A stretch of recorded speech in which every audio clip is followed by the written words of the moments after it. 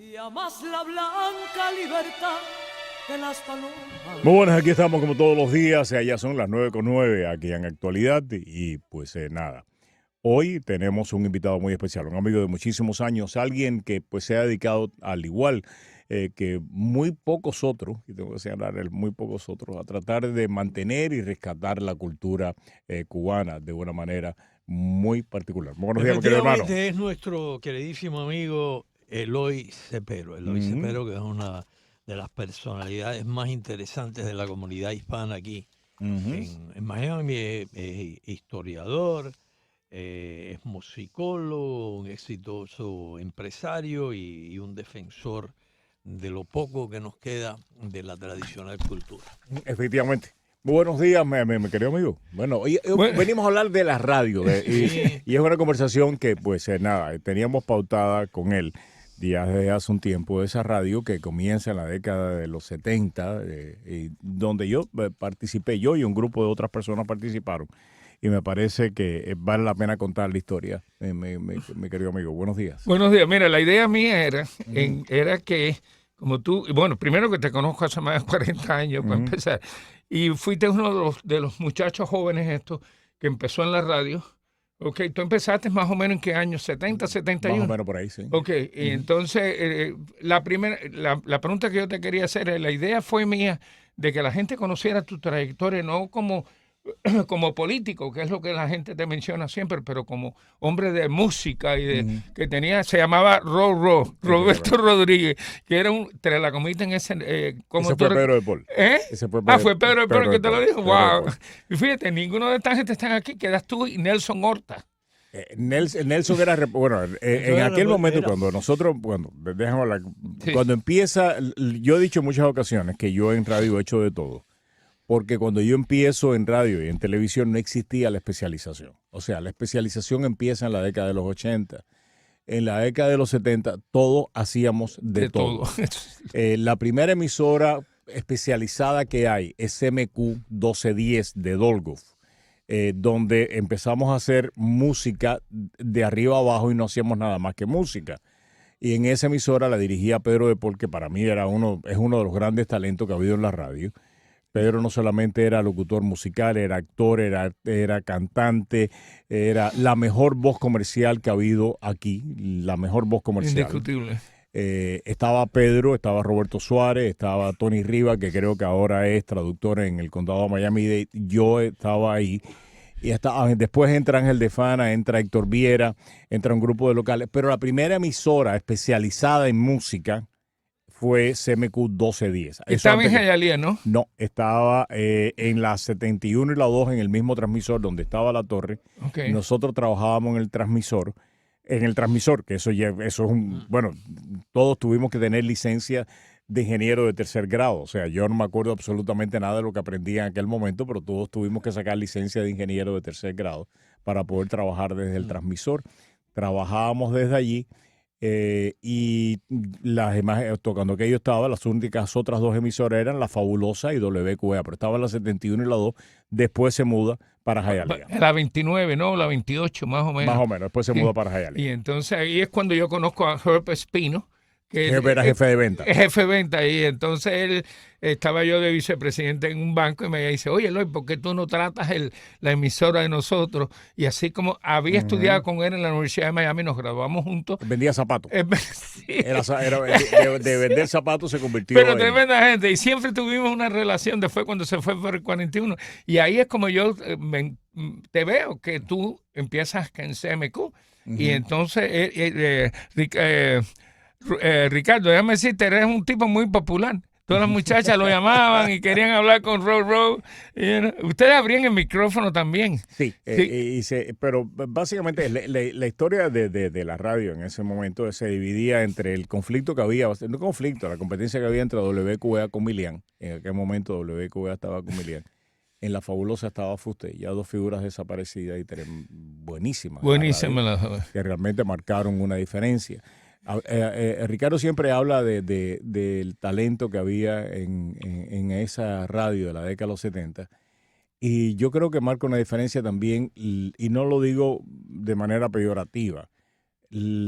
había grandes mentes, había gente realmente seria intelectualmente, había gente de peso, y pudiera mencionar un montón de ellos, desde Felipe Rivero, que representaba el ala más de derecha del exilio, pero era un hombre muy culto, a Fernando Penabá, a Luis Fernández Cahuí, que era también tremendo. Era tremendo, a Tamargo, pudiera seguir mencionando. Unos intelectuales de primera categoría. Intelectuales de primera categoría, y en la radio de Miami de aquella época tú podías escuchar discutir cualquier tema de una seriedad intelectual tremenda, cosa que ha desaparecido, y Ricardo en muchas ocasiones se queja precisamente de la ausencia de esa yo lo que los discusión y de ese talento. oía, yo no era parte de ese fabuloso grupo de gente tan talentosa en todo, en programar música, cuando hacían de DJs. Yo venía de vacaciones a Miami y yo creo que una de las razones por las cuales yo venía a Miami, en primera, los fabulosos restaurantes que había en la calle 8. Y la radio. La radio era muy buena. Y la radio, yo dejaba la radio encendida y a veces buscaba la música, escuchaba a Robert, escuchaba a Pedrito y a veces se ponían los programas políticos. Hay otro, mira, que yo me acuerdo, yo escuchaba siempre a Mazó, a Jorge Luis Mazó. Era el Cadena Azul. Pepe Luis Mazó. Pepe Luis Mazó, a Juan Amador Rodríguez. Norman Díaz, ¿te acuerdas de Salvador Norman Leo. Díaz? Juan Amador Rodríguez. Toda esta gente estaban en la radio, una cosa que era fuera de liga. Pero la pregunta que yo te quería hacer, y siempre he tenido esa curiosidad, ¿cómo tú te metes en la música? No, yo por casualidad total y completa. Yo ¿Pero no soy te de gustaba esos la música? No, nada. ¿Escucha eso? Nada. Yo no soy de esos niños que andaba con una escoba haciendo de locutor y nada de eso. No, yo no tenía la menor idea de que esta era mi pasión, que lo ha sido. Fue una convocatoria, cuando aquello, mi mamá acababa de llegar de Cuba, es una historia que no voy a entrar en ella, mi hermano estaba preso, etcétera, etcétera. Pero los cubanos en aquella época se pegaban a la radio de una manera muy particular, porque era la única manera de saber quién llegaba de Cuba, quién no llegaba. Ahí es donde Tomás Regalado se hace realmente conocido. Tomás hacía los vuelos de la libertad, cuando empezaron a llegar los vuelos de la libertad, y daba en muchas ocasiones los nombres de los prácticamente diario lo hacían, de toda la gente que llegaba. Siendo Tomás un teenager, por cierto. Tomás empieza también, todos nosotros empezamos con 15, 16 años. Increíble. Esa fue la edad que todos nosotros Creo que él empezamos. empezó con 17, me estaba diciendo. Yo empecé con 15. Imagínate. En la radio. Y de ahí Tomás se hace famoso. Pero entonces todo el mundo escuchaba, venía un radiecito cuando aquello, venían los radiecitos esos que venían de China de pila. Todo el mundo tenía unos radiecitos. Exactamente, que tenía que sacar una antena. Tú ibas al downtown de Miami. Y la gente andaba con radiecitos. Lo traía Jorge Rodríguez. La gente se sorprendía. Los americanos decían, ¿y esto qué es? Estos cubanos con un radiecito. ¿Tú sabes quién los trajo? Jorge Rodríguez, que era socio de Amancio. De Amancio Suárez. Y además lo digo, yo tengo por Jorge y para Amancio tengo el mejor de los cariños. Yo trabajé con ellos. Trabajé y me fui de las emisoras de Jorge como 4 veces. Pero no era fácil. No, yo me fui de las emisoras de Jorge como 4 veces, ¿no? Pero siempre mantuvimos el cariño. Siempre mantuvimos el cariño. No, yo también. Yo una muy buena relación y con Ana también. Y con Ana, los 12 grandes seres humanos. Pero bien, aquellos redecitos, mi mamá escuchó de que había una convocatoria en una emisora que se llamaba WMIE, todavía no era ni siquiera WQA, para un programa que se iba a llamar El Show de la Juventud. Y nada, ¿por qué tú no vas? Porque yo voy a ir, no, que si tú tienes que ir, que yo no voy a ir, que yo voy a hacer ahí. Yo era, porque ella sabía que a ti te gustaba la radio. No, ellos que pensaron que yo tenía una buena voz y que debía tratar en eso y que además me iba a ayudar porque toda esa cosa. Fui y me escogieron. 3, que nos escogieron a 3 de un grupo tremendo que estaba Raúl Leme, que después estuvo metido en el negocio del disco, murió buenísimo. Estaba, se me olvidó y qué lamentable, el nombre de una muchacha que escogieron que era espectacular. Y no lo digo de forma, yo realmente era el que menos brilla. Y entonces Alexis trabajaba en Alexis Farí. Y Alexis era el locutor a cargo del programa. Estaba el primer operador. El morito bien administrado, como se decía. El primer operador mío fue Julio Enrique Méndez. Imagínate. Que era también jovencito también. Sí, todos éramos de 17, de 15. Yo tenía 15 años cuando empiezo. Y de ahí, pues, después vino Mayito, Mario Fernández, que fue el segundo operador. Y por ahí el show de la juventud. Entonces después yo me voy, cancelan el programa y yo dije, ya esto se terminó, ya aquí no hay más nada. Pedro me llama para empezar a trabajar en CMQ con él y ahí entonces ya con intervalos bastante grandes, porque mi carrera ha tenido intervalos de estar fuera del aire por diferentes razones, casi siempre por mi carácter, ¿no? Bastante fuerte, Bastante fuerte. Ha sido intervalos en algunas ocasiones que yo he dicho, ya esto se acabó ya. Aquí WM, ¿quién era el dueño? Ese no era Eaton. No, Eaton era La Fabulosa. La Fabulosa, WMI era Sosquejana. Sosquejana que después... que dicen la gente que era una emisora de la CIA en sus primeros momentos. Que era momentos. de Ohio, que después se hace cargo de WQA. La agencia era la que pagaba la mayor parte. Ya después no, pero la promoción pagada era en aquel momento pagada por la agencia.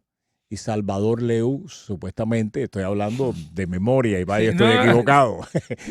Salvador Leu era uno de los que daba pues el dinero.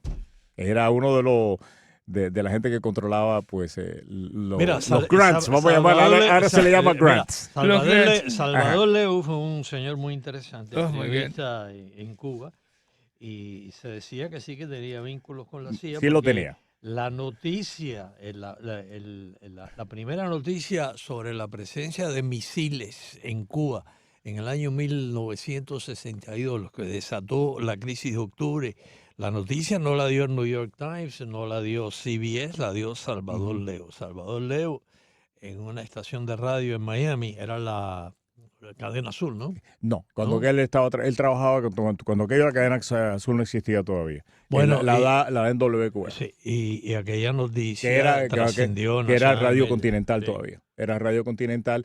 También él trabajó en Radio Swan, que era una emisora de la CIA. Esa sí era una emisora oficial de la CIA. Transmitía de la isla de Swan, en el Caribe. Pero había mucho talento. Ahí estaba, en La Fabulosa estaba Estrada, estaba Spiegel, estaba Angulo, que era reportero, estaba Nelson.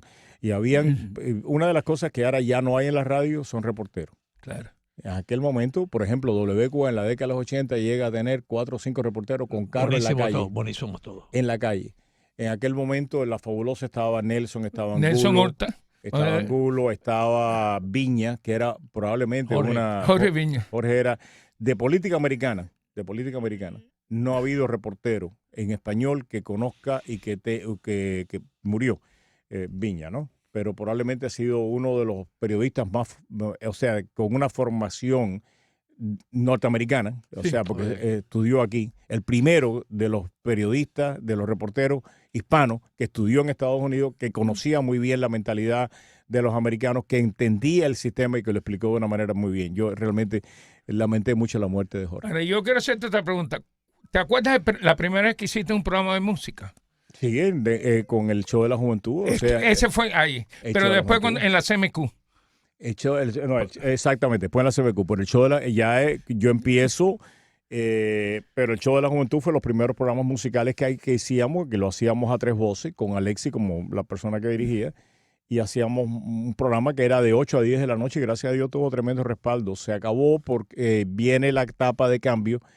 Y ahí entraron otros talentos, trajeron de Nueva York no me acuerdo el nombre de la hora, para la programación de por la noche. Entonces, repito, cancelaron el show, a pesar de que tenía buenos ratings.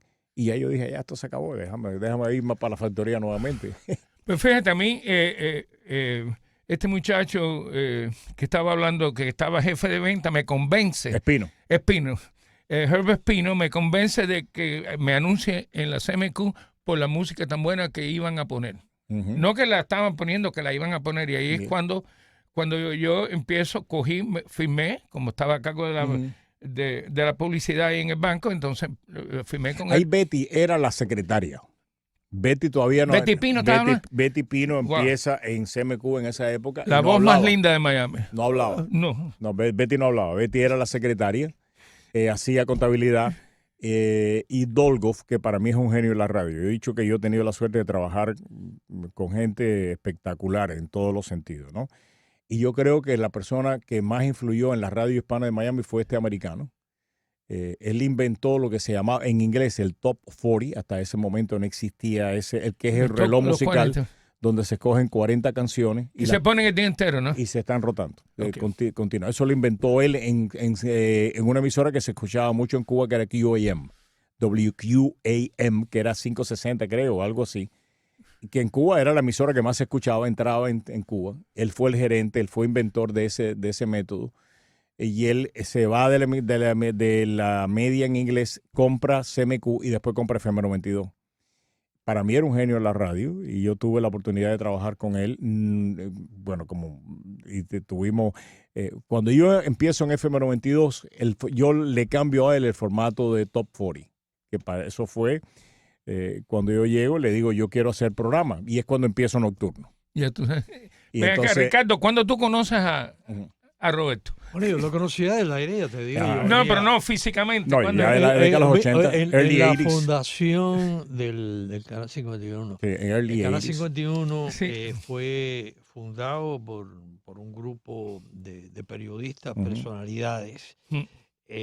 Omar Merchant fue uno de ellos también. No. No, Omar no. no No había llegado Omar no todavía. había llegado, no. Ahí Mira, el Canal 51,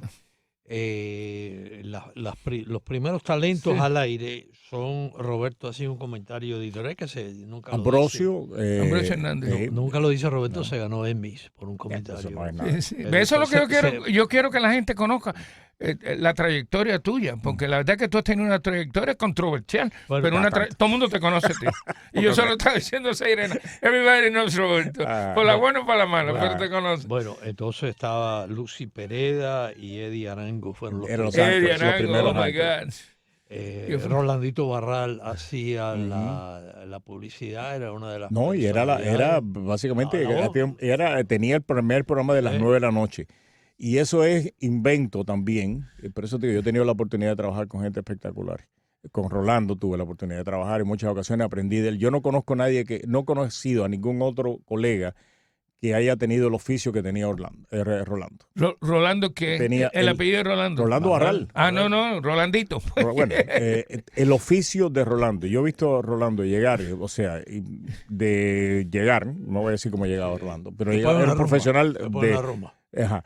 Pero leer a primera vista, o sea, un comercial en televisión y clavarlo en la primera vez. Clavarlo. No hay que hacer más nada. Ya se acabó. Vámonos para la casa. Rolando es un talentazo, Rolando.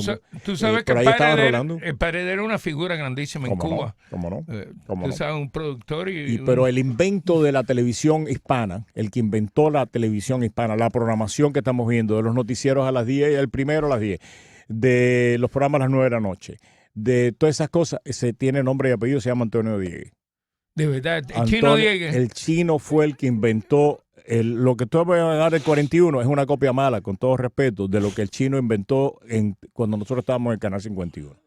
Las novelas que no eran mexicanas, el que trajo aquí las novelas brasileñas fue el Chino Diegues. Wow. El que puso los programas a las 9 de la noche de entretenimiento antes que nadie lo hiciera, fue el Chino Diegues. Wow.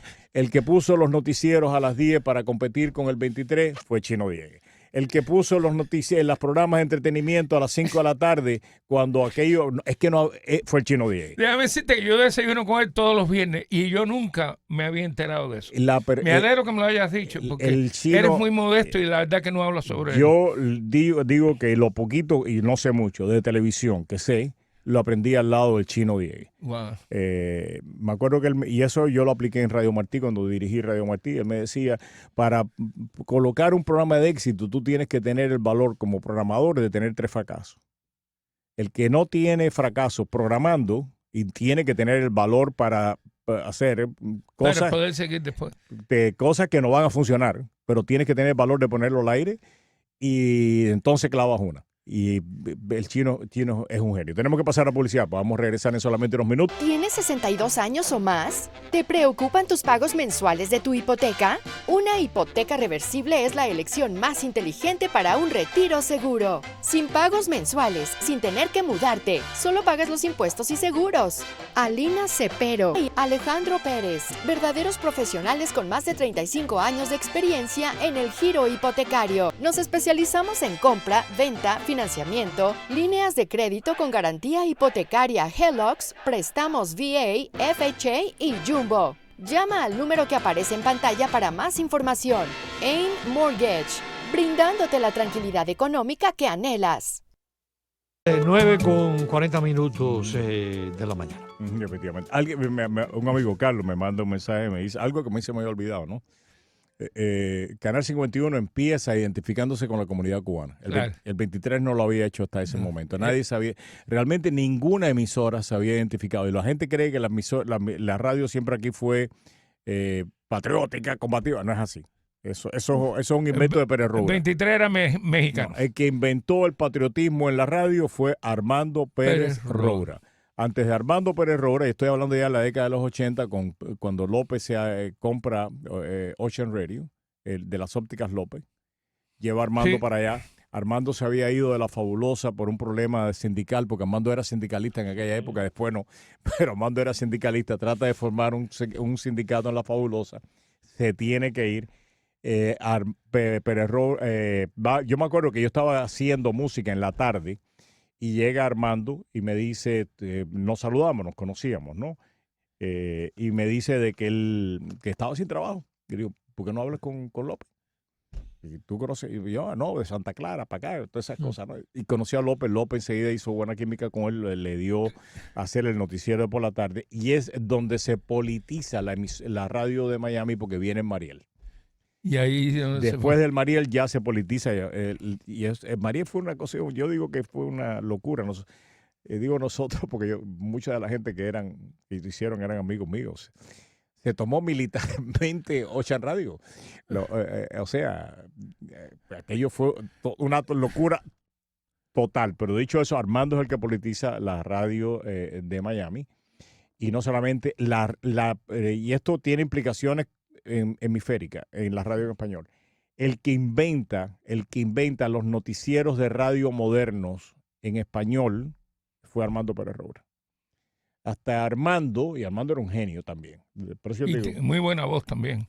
Pero era el mejor operador que ha tenido la radio de Miami, son dos, Julio Enrique Méndez y Armando Pérez Roura. Pero en programación de radio, Armando inventó la radio moderna, noticiosa moderna, en el resto, en el mundo entero, porque Miami servía como punto de referencia, y eso es algo que nunca se le ha llamado, nunca se le ha dado Miami era el punto de referencia para la radio hispana en el mundo. Lo que se tocaba de música aquí se tocaba en el resto del continente. Los jingles que se creaban aquí después se duplicaban en Panamá, en Argentina, en Uruguay, cambiándole la letra, pero más o menos el mismo sentido. Carlos Oliva fue uno de los que hizo más chingola aquí. Y lo que hizo Armando del noticiero, Armando llegaba que hasta ese momento tú leías noticieros sin sonido, nada más que con voces. Y te cortabas del teletipo, cortabas el cable, que estoy seguro que Ricardo cortó esos cables también, y leías a primera vista el cable. El cable tenía 4 pies de largo. Entonces te lo pasaban de uno a uno, se iba pasando porque no había dinero tampoco para hacer copia, ¿no? Y tú aprendías a leer a primera vista, y además a primera vista del mismo cable que se iba pasando, y solamente los noticieros a las 3 voces. Armando es el que le pone música y le pone sonido a los noticieros, y eso fue revolucionario. Y además politiza la radio. La radio no era política, la radio era entretenimiento, por eso yo digo de que nosotros no teníamos la especialización. Cuando aquello, tú hacías música, hacías noticias, había programas de concurso. Yo tenía un programa en La Fabulosa, que era Open House en La Fabulosa, que era en un estudio gigante y eran con orquesta. Ahí en vivo, ¿eh? Ahí en la tocaba, primera. No digo que empieza. Todo el mundo dice que Emilio empezó con él. Aquí Emilio empezó con 544 personas, ¿no?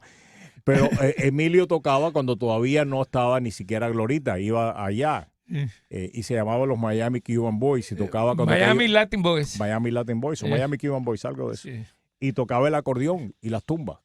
Y yo me acuerdo una vez que llega Emilio a hacer el programa con nosotros en vivo, y el gran regalo eran, que yo estoy seguro que muchos de los oyentes ni siquiera saben qué es eso, disquitos de 45 revoluciones que eran chiquiticos.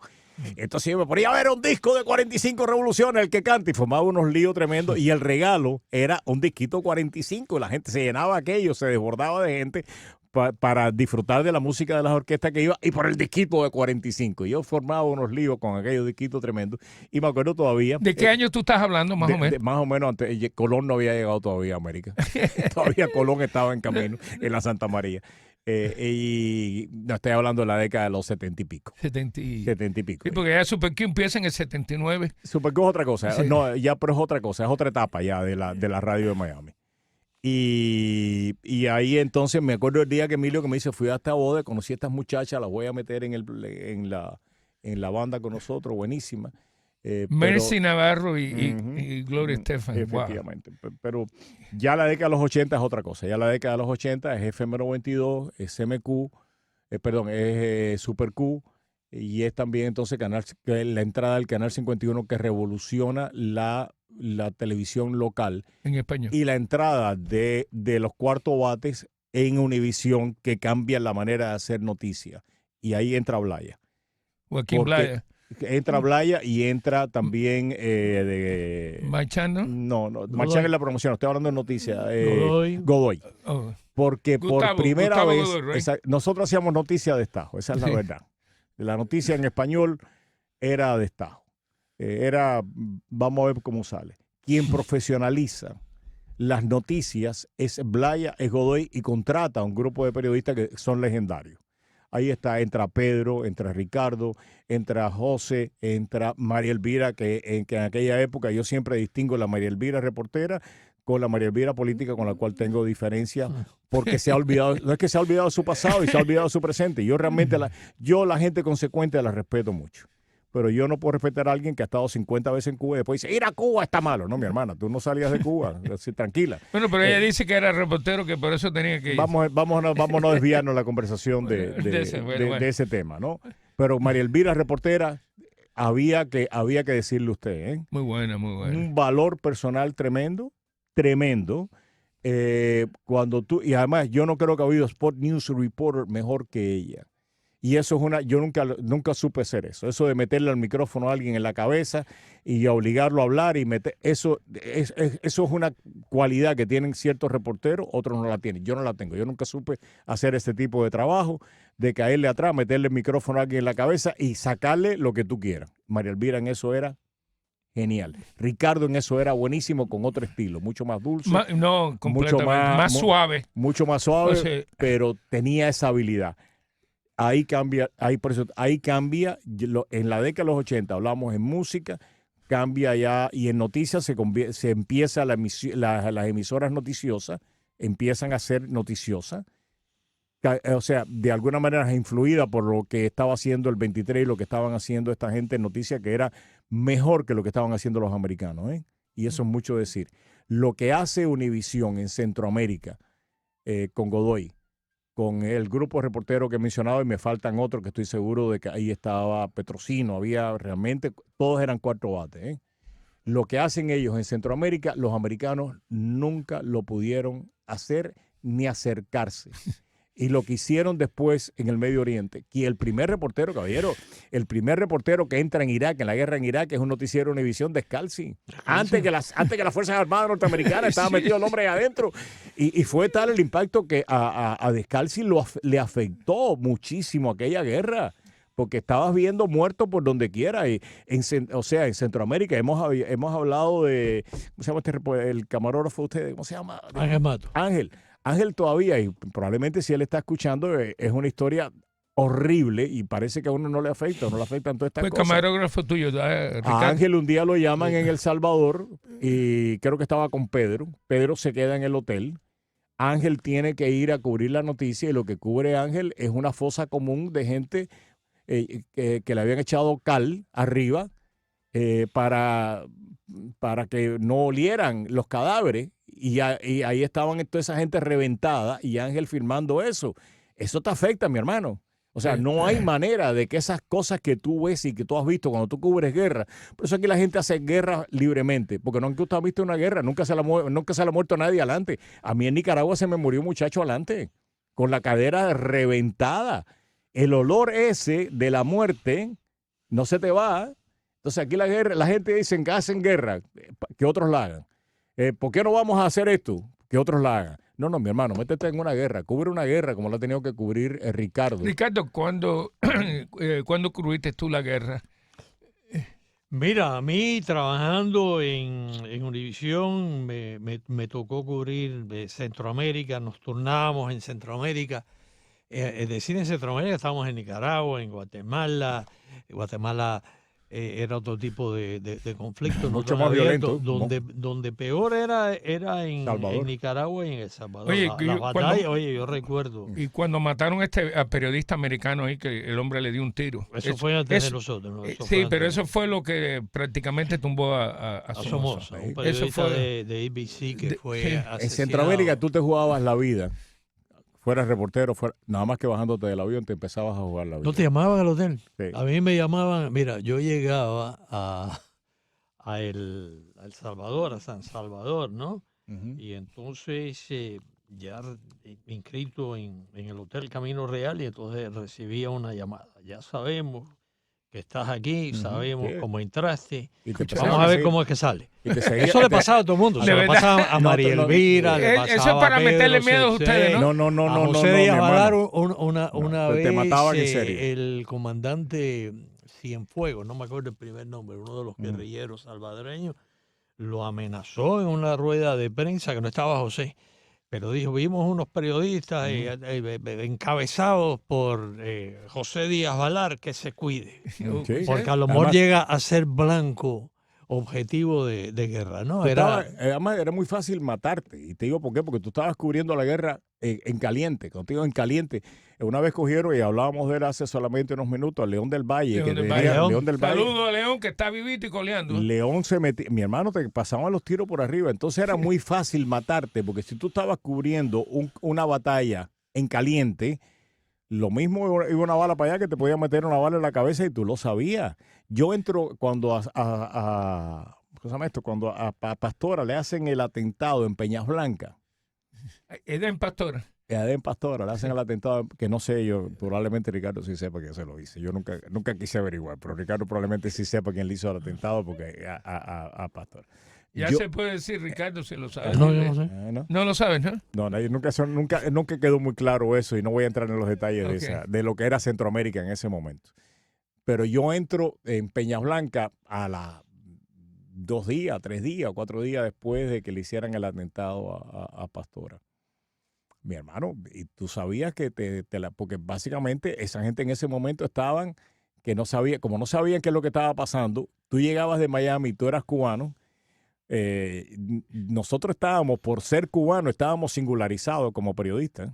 No era ser cubano y ser periodista era una diana que te ponías en la espalda. O sea, no era lo mismo ser argentino y periodista en Centroamérica, ser francés y periodista en Centroamérica, que ser cubano y periodista en Centroamérica, porque no sabían si era. Lo primero que pensaban, que no eras periodista realmente, o que eras agente de la seguridad del Estado de Cuba, o que eras agente de la CIA, pero que no eras verdaderamente periodista. Y nos tuvimos que ganar el respeto como periodistas a base de muchísimo profesionalismo y mucho valor. ¿Tú pensaban que tú eras americano con un apellido como Brown? No debiste tener estos problemas, ¿no? Mira, nos veía, por ejemplo, El Salvador, que era bien intenso el conflicto en El Salvador. Si eras cubano, la derecha del partido Arena de Dahuizón, de Roberto Dahuizón, que era muy fuerte fuertísimo. La derecha, le cortó la cabeza a una pila de gente. te veía como un periodista extranjero.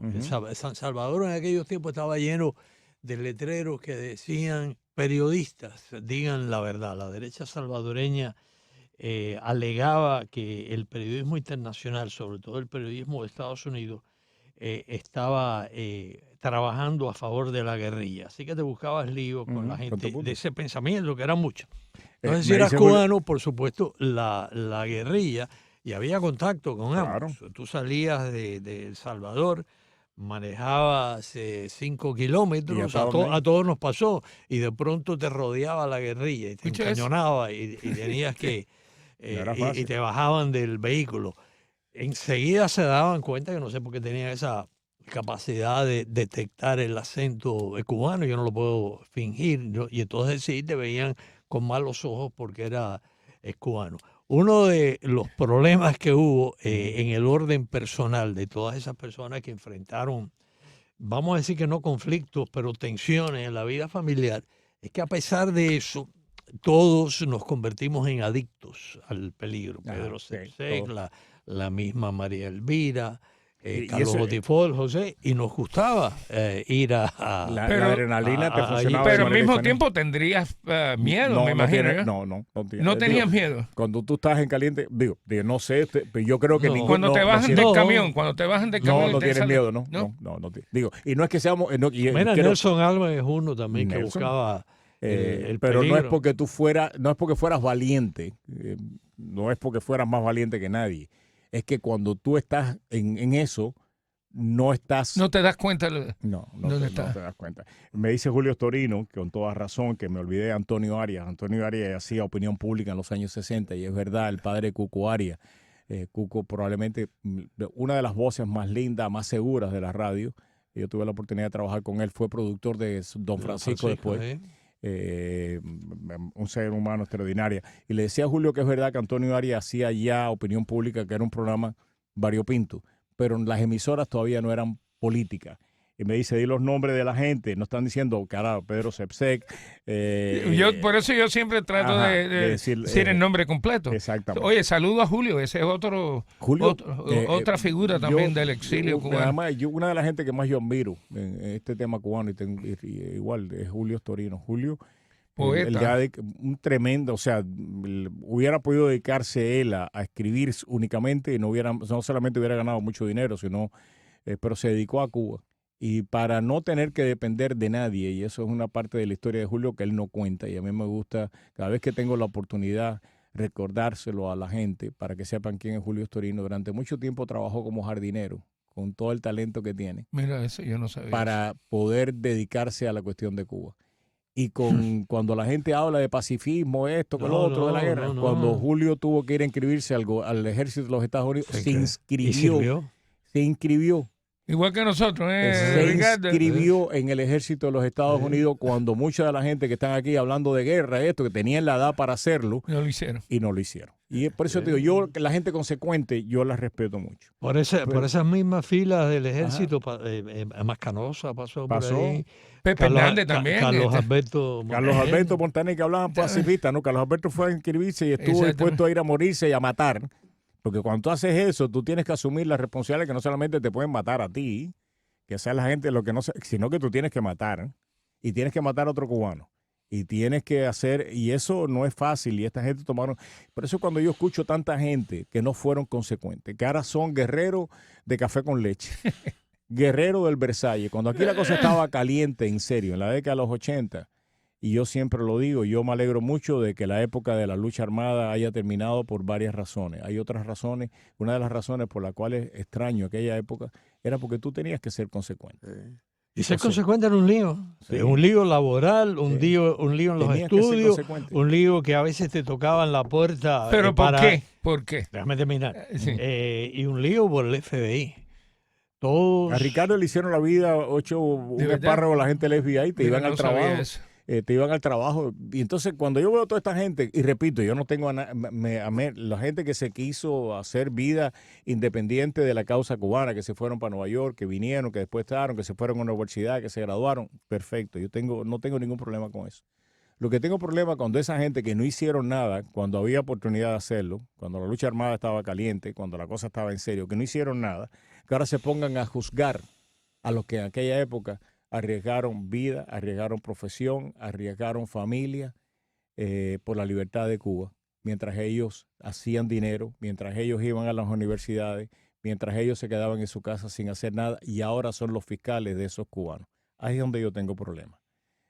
Yo repito, yo respeto muchísimo a la gente consecuente, pero tengo grandes problemas con la gente que son fiscales de los demás sin haber ellos hecho la contribución para ganarse ese respeto, ¿no?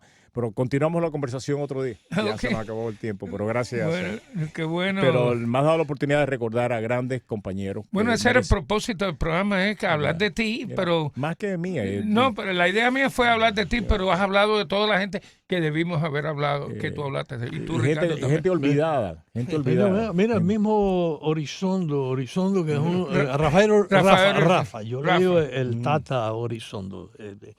Lo quiero mucho, a pesar de que no nos vemos con la misma frecuencia.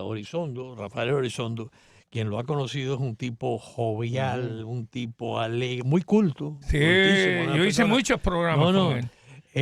Pero Horizondo era un come candela. Oye, Esteban Lamela, ¿te acuerdas? Esteban Lamela.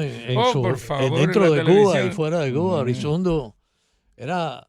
Me mandan una fotografía. Este es Rolando Barral, Patricia, sí, lo es. Tremenda persona. Yo he Rolando. conocido poca gente con el oficio.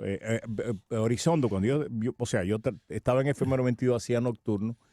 Termino de hacer nocturno, que fue un programa que tuvo mucho éxito. Y digo, bueno, ya aquí hay que decidir noticias, me voy para el 51. Yo hacía, además de dirigir el canal, con Julio, Julio Rumbado era el presidente, yo era... Julito Rumbado, otro, yo era wow. el acting station manager, además encargado, pues, pero hacía comentarios editoriales. El director de noticias era, Miguel Lorenzo, probablemente uno de los periodistas más completos que yo he conocido como ser humano espectacular. Pero yo hacía los comentarios, además de todas las responsabilidades que tenía administrativas y ejecutivas.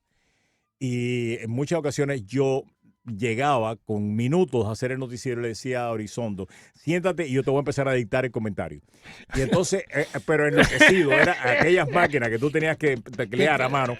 Y yo, en el día de hoy los cubanos y dale Horizondo, dale ahí. Y ya terminaste, sí, coge la copia. Entonces había que repartir las copias cuando aquello en el teleprompter, tú hacías una copia que tenía como 5 copias. Una copia era para el teleprompter, otra era para aquí, otra era para allá. Y entonces corriendo, Horizondo terminaba aquello, el pobre, desgañitado, porque yo dictándole el comentario ya corriendo, a ir al aire corriendo a hacer el comentario. Y era porque hacer un comentario diario en televisión. Tú fuiste que lo causaste que engordara, ¿no? Porque comía mucho también. Compulsivamente. Nada, gracias Eva, y gracias a todos los compañeros, yo creo que a toda la gente que ha marcado. Ricardo, gracias a ti por... No, mucha gente que nos dieron la oportunidad de recordar, que vale la pena recordarla. Gracias por esa oportunidad. Se nos acaba el tiempo, pero yo regreso mañana a la misma hora. Que Dios nos acompañe a todos. María Julia, nos fuimos.